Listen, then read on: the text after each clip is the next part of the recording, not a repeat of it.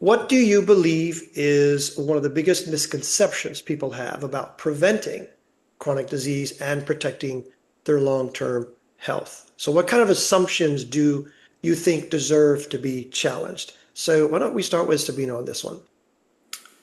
Well, one big assumption is my labs are fine, I'm okay. Complete Mm, nonsense. First of all, we were talking about the normal values and how that's basically just a reflection of all the people in your community where you've taken the test. And maybe if it's a really sick community, your medium is very high. And so that means absolutely nothing. Number two assumption that is kind of associated with it is like, okay, one test of something doesn't mean anything. So our focus is always on like this one thing at data, something that we can put our teeth into. But what we really never really look at is a kind of a trajectory, because that's not where things go. We can't really grab that. It's not, you can't make money off of this. It's all kinds of interesting things that go into this. But we don't really know. We don't ask questions about what happened 10 years ago, what was going on. We don't ask a lot of questions about the environment in which any kind of patient, any person really came in, or, oh, I developed this thing at this age. Who in your family had this happen at age whatever, other than trying to look for genetics? So there's a lot of assumptions that one biopsy in time, one test or something will give us meaningful information. That's one big bias that I have. It's like that means absolutely nothing. Two things. One is self-care is not selfish. And sometimes people think that self-care is going to a spa or getting your nails done. But self-care is more than that. Self-care is really looking at yourself. What are you eating? What are you doing? And what other things that you do for yourself. And the other thing is I always teach about resilience, and resilience is not just about bouncing back for something that happened to you or being tough or continue to pushing through things. As Elena mentioned earlier, sometimes resilience is just taking a quiet pause for yourself, sometimes taking a time to give your brain a little break, not think about anything else, but doing a little bit of meditation and being mindful of what you eat and what you do. Being resilient sometimes is telling yourself like, I need to take a vacation, or I need to turn off my laptop at the end of the day and do go to the gym. It's going always going down to the basics of what you eat and doing some movements to take care of yourself. And again, that quiet time that we always take for granted, that we think that we're lazy if we don't continue to move, or that we feel guilty that we give ourselves a break, and that the break is needed. We're not machines, and even machines sometimes needs a break, or yep. They get reset. they get, yeah, exactly. And so especially for our body is so delicate when you think about it. And as we get older, we need those moments where probably need to take naps. We need, Europeans are very good, right, in doing siestas and taking a break. So take those vacations, take those break times, and take the time to get your needs and take the time to get healthy food. I know sometimes fast food is so easy to just go into the drive-through and get the food. It's harder to go to a grocery and pick up salad or fruits and things like that. And but these are the things that we really need to be responsible for ourselves and that we can do for ourselves. Excellent. Dr. Larry. Well, I think the biggest misconception from my perspective, being a senior here, is that uh, I sense that too many seniors just give up. Uh, I've heard it many times. Who am I trying to impress? How much more time do I have? And so on. I'm going to eat this donut because it feels good. I know it might be not good for me, but it's one of the few pleasures I have left, et cetera, et cetera. Go to the gym? Are you kidding? I'm 80.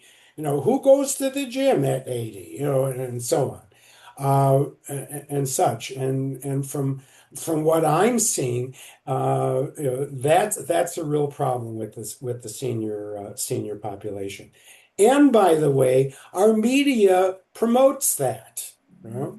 When's the last time you saw in Hollywood, an elderly couple, being amorous? That doesn't happen. It's like there's a rule after 60 years old, you don't show people, being, making love and so forth. That's only for young people.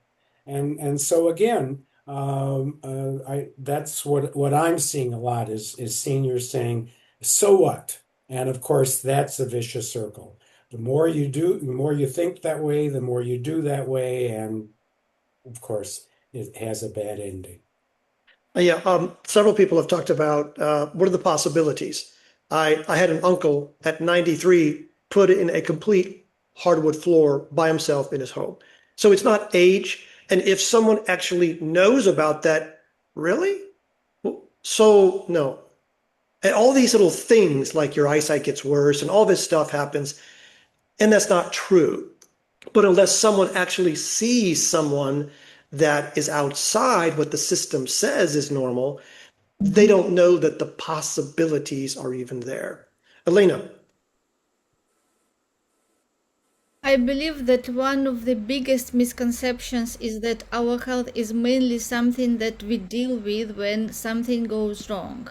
And we often wait for symptoms, a diagnosis, or a health crisis before we start paying attention. But long term health is being shaped every single day by the small decisions we repeatedly make: how we eat, sleep, move, manage stress, and even how we think. And this is where mindset becomes so important.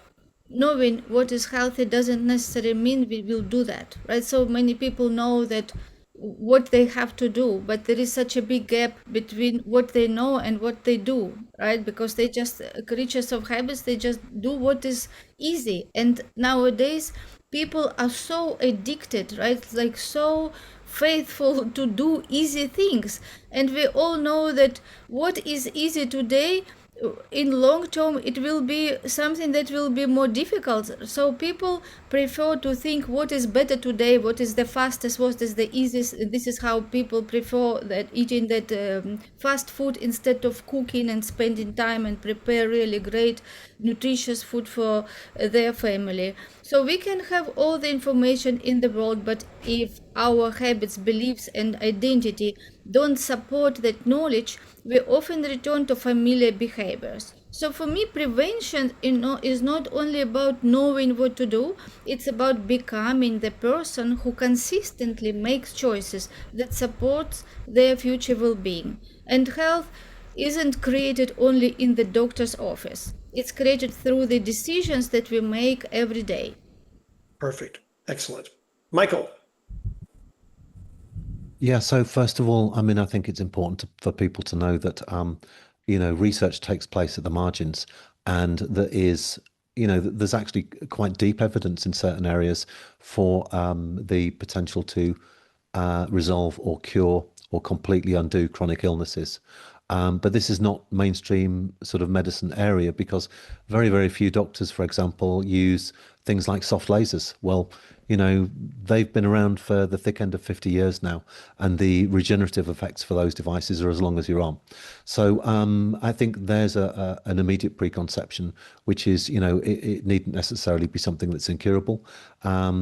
Therefore, all these things are potentially avoidable as well. Back to the risk of pharma, which is, how many of us know, especially seniors who are on, 5 or 10 different drugs, and the chance of them being tested together is virtually zero. So the more we get into that with the background of the problems that we know exist in the clinical trials, the more we're randomizing our results with chemical cocktails into the body. So on that basis, I'd be looking, at very, very basic things, but also the understanding that we have a problem with our food supply as well. So this is length of time of food arriving from farm to table, toxins in the food chain in terms of pesticides and herbicides and things like that, and effectively demineralization of the soil as well. So we need to make sure our body's having the correct inputs because we know that's incredibly powerful. There's a shed load of data for the vital importance of a correctly mineralized body, especially minerals because they have such a long-term effect in the body, but also vitamins. And then we need to understand that one of the problems is the petrochemical industry has been reproducing these minerals from sources which are completely unnatural as well. And it's not quite the same, it seems, as magnesium that you get from a plant source or something like that. So it becomes a little bit of a minefield. We need to then either take some kind of full spectrum supplements or and make sure they're bioavailable and good quality, or alternatively target towards what we're trying to deal with. So a lot of these things are quite fundamental. The problem is these little complexities that arise along the way in terms of misleading marketing, misleading data, things like that. And understanding that there's a genuine risk from mixing too much pharma stuff together. I'm absolutely not negating the vital importance and role of the medical profession and doctors here, because they can save your life. Let's not be dust over that point. They can absolutely save your life, but we need to bring a discernment into our lifestyle decisions. And the fresher the food, the more local the food. If we can grow in our own garden, or even some microgreens in a pot on the windowsill, something like that, and then consider supplements and stuff. So those would be, my solutions to those kind of issues. And I think a lot of people think that they can't do anything about it. I think it's interesting because when I was in California, there were certain fruits or stuff that it was okay. And then when I moved to Costa Rica, I said, well, I really like this.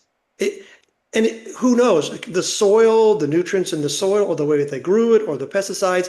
So when someone says, I don't like something, so well, have you had it from this place where it grows natural and they don't have all those other things added to it? And that's one of the things I realized. And then the fact that you've got all these other things, the EMFs and the electrical stuff that's going around, people were having pains and then they moved to another location and the pain's gone. And they didn't do anything. So there's all of this other stuff going on. Madeline, I still believe through the people that I see that our emotions are making us sick. It starts there.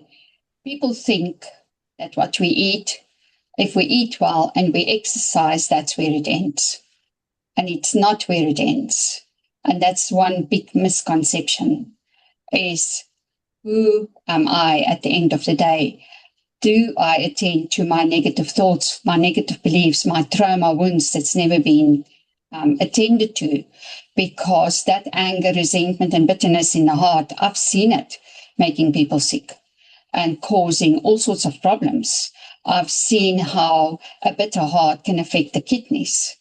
And I've seen emotions that's been built up over years causing people to overeat because they into their comfort food just to fill the void that they're in. So there's a huge link between mind, body, and soul, holistic therapies, holistic options, as well as the medical profession. But people tend to stop at the eating well and exercise, and then they think now they're healthy. And that's not where it ends. And that's why we often see a sports star or a person in your family or friend circle that's very fit. They go to the gym, they play tennis, they do this, and drop dead overnight. And we can't understand what happens.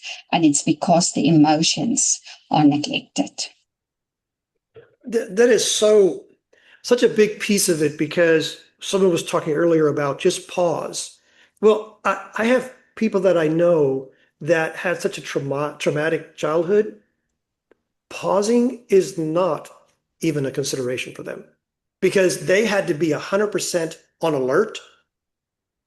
12 o'clock and all is well, 12:15 and all is well. It's almost like a clock inside them. And so telling them to pause, unless they deal with what you were talking about, those traumas or whatever happened earlier. And if you have a person, well, they eat healthy food, yeah, but it's too much. It's the same thing, right? They have organic, really nutrient-rich food, but they're eating because of this coping mechanism that they have happening. So that's why I love this conversation here, because it's all the different perspectives and angles. It's not just one thing. And that's why you want to be able to have someone that gives you this broad perspective. And when we use the word holistic, we're talking about look at the studies, look at your trauma, look at your emotions, look at the body, look at the mind. Are you stretching? It's like all these things together. And it can be inundating for someone to just start today. It's like, well, so what time might I get up? 3. Well, if you want to do an hour of meditation, an hour, yes. And that's what happens. It's like they're too much. So you just do little pieces. Well, why don't you just take a 10-minute pause? Why don't you just eat one thing healthy? Why don't you just all these little things, and you slowly integrate this stuff. And then as time passes and you realize, wow, I've changed and we use the word lifestyle.